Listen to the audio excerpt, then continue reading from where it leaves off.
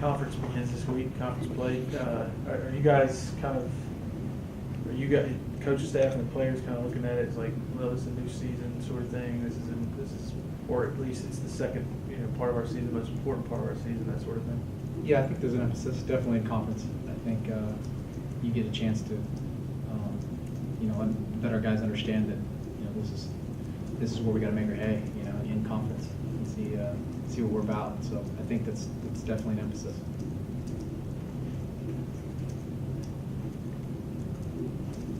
Specifically about Florida International, they're sort of defensively they struggle. So how do you guys plan to exploit? How do you guys plan to attack? What's the plan of attack going into Saturday's game? Not specifically, but just sort of in general terms. Yeah. Well, I think that we're going to go into this game like other games. We're going to see exactly what it is that they do schematically, what matches up with our offense, what are we doing well that we can build on, that gives us a chance to be to have an advantage, or gives us a chance to be competitive against them and what they do schematically.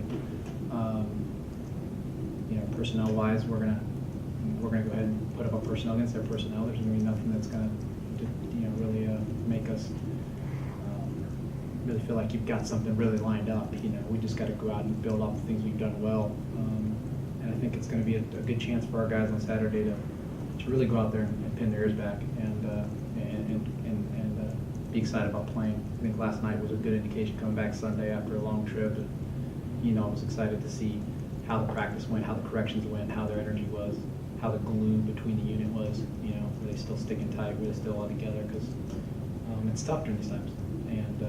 But they were great, and we're great. And on our staff and myself and everybody, we're ultra optimistic about our guys and the way they're playing together and being together.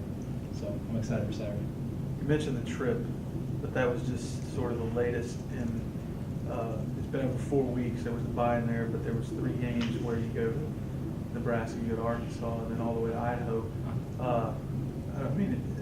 That's tough on anybody for any reason, whether you're traveling for pleasure or what. That's tough. So, is there like a big sigh of relief when everybody got home and it was like, we get to stay here for a while? Yeah, I think.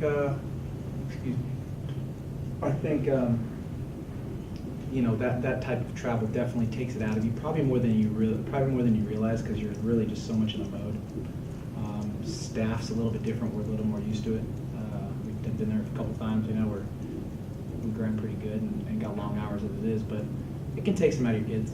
And I think we're excited to be home for a while and get a chance to be in our beds and get them catch up some sleep and again be at home, be back at home in the Rock in front of our fans and start conference. What positives did you see on Saturday that you're going to try to build for against FIU? Well, I think again you saw some flashes. We're putting together some drives. We got to continue. We're a little bit choppy. We're continuing to be choppy, and that's you put together 6-8 plays and you're moving the ball, and all of a sudden you get one little snafu and it throws you back. And we just got to find ways to continue those drives. We ran the ball well. I thought our backs ran hard again. I thought Kendrick ran hard again. I thought there were plays in the intermediate game with the receivers that they made a good job with. I thought they blocked. Their effort has gotten better every week, and it's been a big emphasis about getting guys offensively to the ball and finishing plays. It's been a big emphasis. More than anything is just the style of our play, the mentality, and some of that stuff showed up on tape. The score wasn't indicative of what are the things that we saw on tape that we're excited about. There are some things that obviously that are highlighted that we need to continue to work on, but more than anything, I think I was excited about just some of the things that we talked about in the last week that showed up effort-wise, and again the mentality of being with each other, trying to play for each other, having 11 plays, and 11 plays, all 11 guys doing the right thing, because again it just takes one guy, one little snafu, one bad read, one false protection, one false step, and it changes the play significantly. And it may even be a good play. There's plays that on Saturday were good plays, but if that one extra effort from one guy would have been a little bit more, or from any guy at any given play, there's a chance there for some big plays, some big plays. And sometimes they can go the exact opposite. It can be a big play and one bad read, and all of a sudden now you're in a whole different category. Now you're in for instance, a turnover, and you should have had a big play because it's set up, And those are the things we just got to point out, highlight, and I'm a big guy on feedback, telling these guys why, a lot of why. We answer a lot of why. I want them to know why we do what we do. I don't want to, I've never been a proponent of going out and saying, do this, and just do it because I said. I want them to analyze it. And so we spent a lot of time on that on Sunday, and yesterday was good. Coach, you mentioned Kendrick Hardy. There was one run where you guys were kind of backed up against your goal line, and he went probably for 20, 30 yards left side. And I mean, that was kind of like a flash of the Kendrick Hardy I think we're all used to seeing. Is he, finally 100% healthy looking to you guys? Yeah, I think Kendrick's, again, getting closer to that. I don't know the exact percentage, but that was another good example. When he broke one like that against Arkansas, he's a back who can, a good back who, if he gets in open space, he's tough to bring down. We caught him in a fire zone and hit him into the boundary and schematically worked itself out to our advantage. Good blocking down the field, and it was him and a safety. So I think obviously finding ways to continue to do that is the goal. Put our backs on DBs, specifically him. But he's definitely, I think, getting closer to what I guess you guys are used to. We're obviously still here. He was fresh in spring, and they got a little banged up, so we're waiting to get that 100 from him. And he is too, and he's getting closer, and he'll be there. There's no doubt. We're excited that he's where he is and the growth he's taken, and all those backs really. Coach, the offense has kind of struggled on third down a little bit. What's the key to success there? Is there something specifically that you've seen on film, or is it just kind of a circumstance situation? Well, I think our opinion, I don't know if it's, I don't know if it shares the opinion of everyone else in the country, but third downs usually are going to have more success when first down and second down are efficient. It's just the nature of the game. A third medium, we're going to have a better chance at. But the third down inefficiencies do need to. That's a key to victory. Critical situations are one of the things we have on our board for winning the game. Things that can contribute to winning the game, and being to a 13, to a 14, whatever the case may be, you can't. It's tough to win a game that way. You're gonna look at anybody who's got a W on a Saturday and have a hard time finding guys that are winning games with that. We've got to be better, and it's got to put us in a situation where we got to give ourselves a chance to give ourselves a chance up front, give ourselves a chance on the perimeter, and you got to be careful with exactly how that works out when you got a lot of experience too. It's third down's critical. Who's it going to be on? You put it on the quarter. You put all in the quarterback. Okay, you got to give me 2-play selection. Okay, we put all of you guys in protection. We're going to drop back, and you got to hang on to it. And put on you back. It's 1-on-1 versus a really good DB. You got to win. If you don't win, and we're over it. All those things have to come into play when you're, taking consideration critical situations. Who are you leaning on? Where's it go? And it's a lot easier when it's manageable, as many of us know.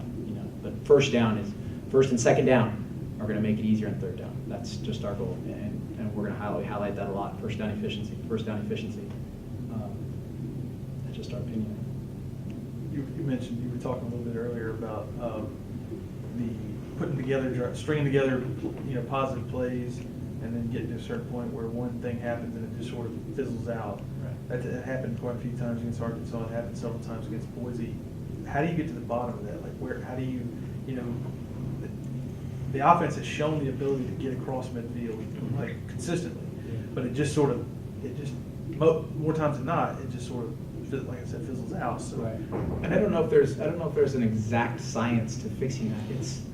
It's one thing here, one thing there, and you've got, I think, in my opinion, you've got to do a really good job of bringing them in and bringing a group in that may not have had to execute like that on so many occasions, and you've got to show them why. You've got to show them where the breakdown is, where it is, and why it's so critical.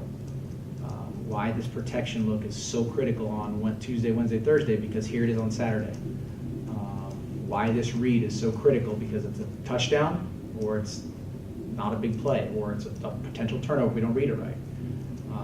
If we don't run the route at the exact depth, it's going to be incomplete on 3rd and 7, because you ran a 10-yard route instead of a 7-yard route. Little things like that, those are just experience. That's execution. That's experience, that's coaching, that's us being, honing in on it and being really, really finite. And there's a delicate balance there between, okay, ask them to do all we need to do to win a game, and ask them to do really just these one or two things. And we got to find the balance in there. We got to find the balance in there. And the execution is really our execution code, which we talk about with our group, is something that we hone in on and try to go back and look at to answer that question every week. And it's been like that for now the fourth game. And so now we're trying to find a way to continue doing that, and it's hard because it could be that guy may have never done it again since Arkansas or since Nebraska or since Texas State, but maybe that guy did it. It wasn't the guy who's, okay, I fixed my error. Well, it's over here now. Yeah, we'll fix this over here. It's just all, and I like them to see it together. I like them to see the group together. I like them all to see all it takes is one of us. We all got to be locked in. After the first game, talk was that Bridgeford was really handling the offense well. 4 games in now, how comfortable would you say he is with this offense? Well, I think I think he's making he's made a couple mistakes last week where we're just, the one was just a bad read, bad route. A lot of things could have changed that play because it's going to be a big play. It's going to be a big play down the trip in the corner, and that's how it's designed. Well, we run a different route. We run a shorter route. We break it off. It's flatter. Ricky hadn't practiced in a while, and he's a little rusty, which was that's no excuse to why the play didn't manage. And then he just made a bad decision, and he'd be the first one to tell you that. He made a bad decision of where that ball went. The protection could have been better. The route could have been better. The throw could have been better. And all those things led to a bad play, a critical error. Him understanding the offense, I don't think that's an issue. I think he knows the offense, he knows protections, he knows the run. That's not it. It's the decision making. The physical. You got to be able to break down the physical errors and the mental errors at that position and manage how you fix those. The second turnover, that's a physical error. It's one step off. It's a one step short of being where it should be. And we got to go contest the ball. It's got to be one step further. That's a physical error, not a read. That's where it's at. That play was made versus Texas State for 40 yards, I think, in the first third down of the game to Ricky, and some same exact play, same exact coverage. So that play's been made. It wasn't made that time. So that consistency is broken down into several phases. A lot of it's pretty finite at that position. But him understanding the offense, I don't think that's an issue on paper. I don't think that's it at all. I think it's decision making, taking care of the football, and making the key reads. Just got to get right.